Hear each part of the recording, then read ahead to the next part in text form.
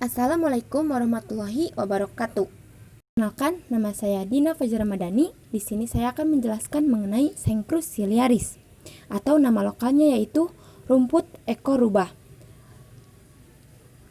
Berikut contoh gambar dari Cenchrus ciliaris.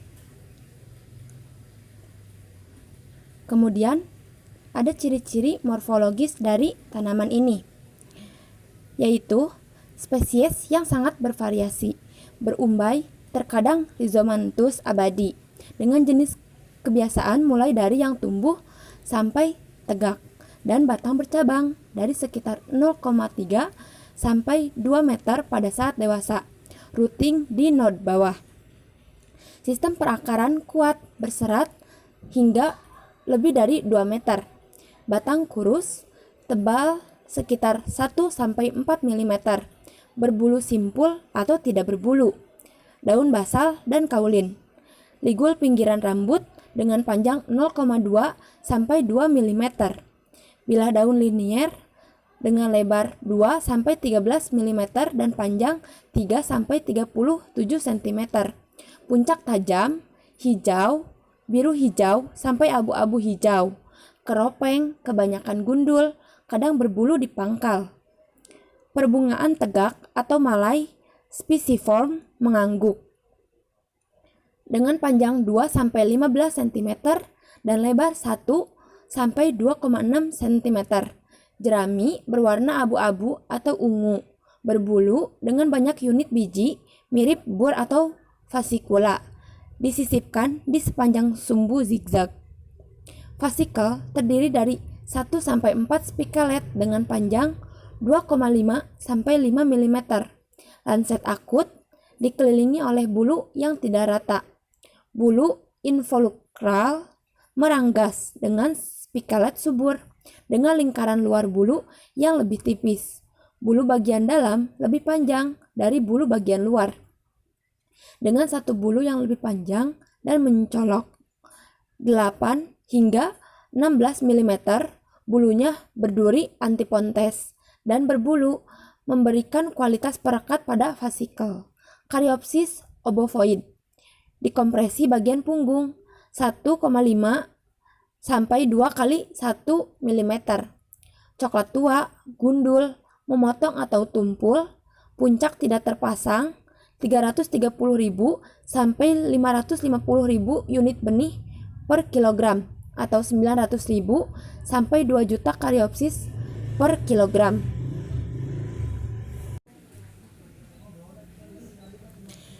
Daerah asalnya yaitu tumbuh di Australia, Afrika, India, dan Indonesia. Lingkungan tempat hidup yang cocok diantaranya ada tanah. Cenchrus ciliaris sangat efektif dalam mengikat tanah di daerah semi kering. Sering ditemukan di alam liar pada tanah berpasir, tetapi juga beradaptasi dengan baik pada lempung berpasir, lempung tanah liat, dan tanah merah yang dalam dan mengalir bebas. Meski lambat tumbuh di atas tanah liat yang retak hitam, setelah terbentuk ia tumbuh dengan baik, membutuhkan kesuburan yang baik, terutama yang terkait dengan nitrogen, fosfor, dan kalsium. Kadar fosfor yang tersedia harus lebih dari 10 mg per kilogram dan kadar nitrogen total lebih dari 0,1%. Reaksi tanah yang optimum adalah dengan pH 7-8, tetapi tumbuh di tanah dengan pH serendah 5,5. Sangat sensitif terhadap aluminium dan mangan tanah tingkat tinggi. Selain kedalaman tanah, kedalaman perakaran juga dibatasi oleh salinitas atau sodisitas lapisan tanah yang tinggi dan pH yang rendah atau kurang dari 5, namun cukup toleran terhadap salinitas, tetapi kurang dari chloris gayana. Yang kedua ada faktor curah hujan. Paling toleran terhadap kekeringan dari rumput yang biasa ditanam. Cenchrus ciliaris tumbuh secara alami di daerah dengan curah hujan tahunan rata-rata dari serendah 100 mm hingga sekitar 1000 mm, tetapi paling umum antara 300 dan 750 mm. Dalam budidaya, Ia tumbuh di daerah dengan curah hujan setinggi 2.900 mm. Meskipun ini luar biasa. Curah hujan musim dingin harus kurang dari 400 mm, tidak tahan tergenang air dalam waktu lama, terutama di musim dingin, tetapi tahan banjir hingga 5 hari dengan efek merugikan yang dapat diabaikan. Kerugian 15-70% terjadi setelah 20 hari banjir. Toleransi terhadap banjir bervariasi menurut ekotip. Varietas yang lebih tinggi tampak lebih tahan banjir. Yang ketiga ada faktor ketinggian tempat beserta iklim. Cenchrus ciliaris ini ditemukan dari sekitar 33 derajat lintang selatan di Afrika Selatan sampai sekitar 35 derajat lintang utara di Syria dan 37 derajat lintang utara di Sisilia, dan dari permukaan laut sampai 2.500 mdpl. Ini setara dengan rentang distribusi spesies di wilayah dengan suhu tahunan rata-rata dari sekitar 12 hingga 28 derajat Celcius. Suhu optimal untuk fotosintesis pada varietas yang diukur adalah 35 derajat Celcius dan minimum antara 5 dan 16 derajat Celcius. Laju pertumbuhan relatif meningkat tajam dari 15 atau 10 menjadi 30 atau 25 derajat Celcius dengan sedikit peningkatan lebih lanjut menjadi 36 atau 31 derajat Celcius. Beberapa varietas lebih baik beradaptasi dengan lingkungan yang lebih dingin daripada yang lain. Kelangsungan hidup musim dingin bervariasi dengan ekotip. Beberapa bertahan hingga -7 derajat Celcius. Puncak mati karena embun beku, tetapi sebagian besar tanaman pulih dengan dimulainya kembali kondisi yang lebih hangat. Secara umum, kinerja terbalik di area dengan suhu musim dingin minimum rata-rata lebih dari 5 derajat Celcius.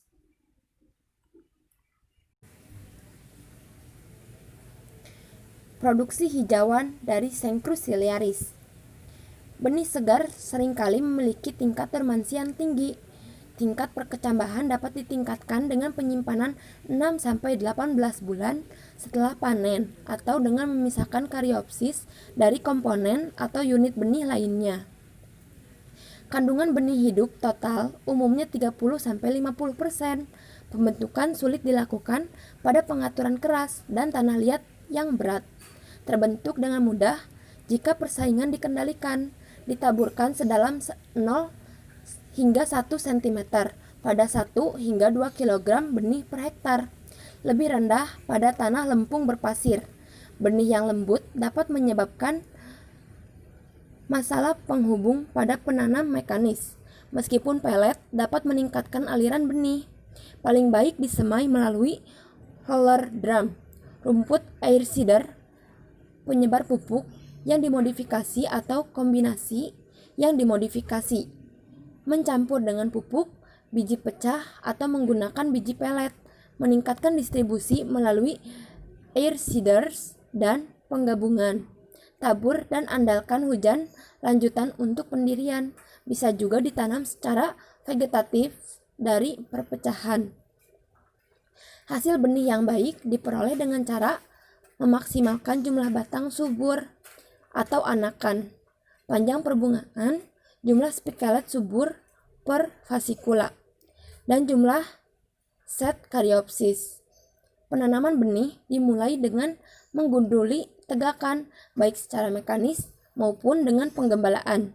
Pemotongan rendah atau scalping menghasilkan anakan yang lebih kuat, sedangkan pemotongan bahkan pada jarak 15 cm dapat menghasilkan anakan udara yang banyak dan kurang kuat. Nitrogen penting untuk produksi benih. Hasil panen ditingkatkan 10 kali lipat dan lebih banyak dengan pupuk nitrogen.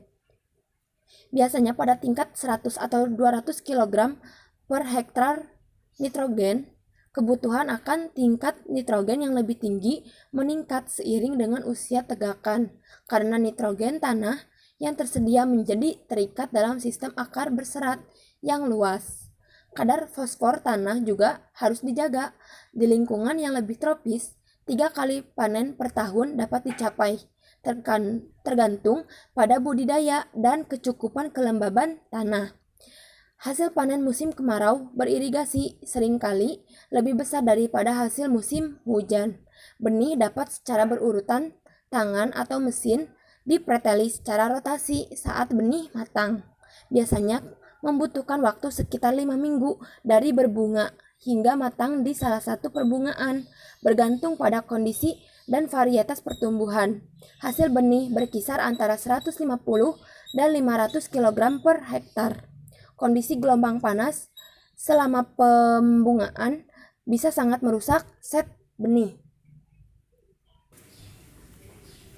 Kemudian, materi yang terakhir yaitu mengenai kandungan zat-zat makanan pada rumput Cenchrus ciliaris. Nilai CP sebagian besar pada kisaran 6-16% dan kecernaan IVD-MD dan CP dari 50-60%, tergantung pada umur pertumbuhan, budidaya, dan kesuburan tanah, termasuk penggunaan pupuk. Kadar fosfor biasanya lebih tinggi daripada rumput tropis lainnya dan berkisar antara 0,15 hingga 0,65% pada DM. Kadar oksalat dapat menyebabkan kepala besar atau osteodystropia fibrosa pada kuda dan keracunan oksalat pada domba muda atau lapar. Namun, dengan kadar oksalat terlarut 1-2% di DM, jarang ada masalah dengan ruminansia dewasa, terutama digunakan sebagai padang rumput permanen, tetapi dapat digunakan untuk jerami atau silase. Tidak cocok untuk padang rumput jangka pendek karena terlalu sulit untuk menghilangkan dan mengikat nutrisi. Sekian pembahasan mengenai rumput ekor rubah atau Cenchrus ciliaris ini. Terima kasih. Wassalamualaikum warahmatullahi wabarakatuh.